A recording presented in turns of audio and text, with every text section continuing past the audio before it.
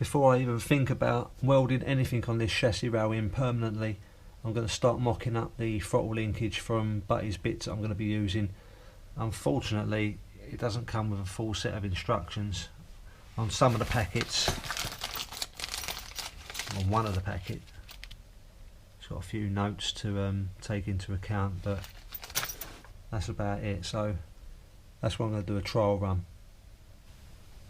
To be honest though, you don't necessarily need any instructions with this kit, it's all self-explanatory. The only thing I did need confirmation on was this metal sleeve that passes over the rod.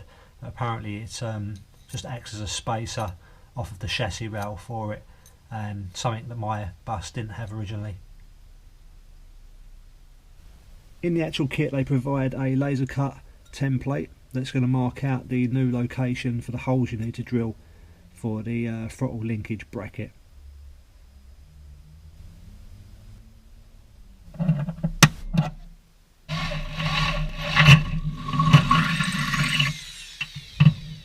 Just mocking up the throttle linkage kit now, and I've actually discovered that this throttle rod is still rubbing on the inner chassis rail that I've got to put in, so I've still yet to bore a little bit more off around that hole. And in order to keep everything aligned, I mean it's got to be obviously centered and leveled, it's going to require some work on this bracket. Now this bracket actually attaches to the outside of that chassis rail with everything passing through the centre of it. And in the kit you get a bearing holder that you basically just screw or bolt onto the end of it. But like I say, it's going to need a little bit of work. I'm not going to make a whole new bracket, but I'm going to make a start by cutting away all that old chassis rail material that's still left on it.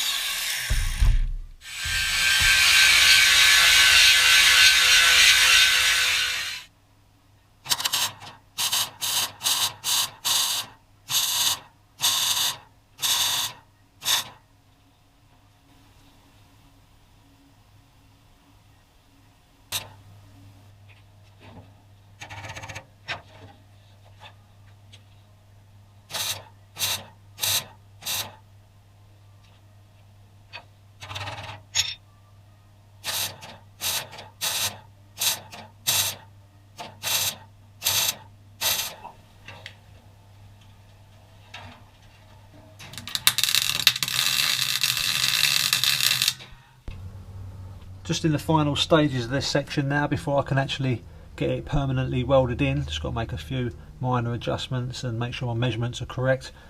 Just managed to cut out the old section on the end of this bracket and renew it at a different angle, only because my bearing carrier wasn't sitting flush, and that in turn was allowing the actual rod that passes through to foul on the rails inside.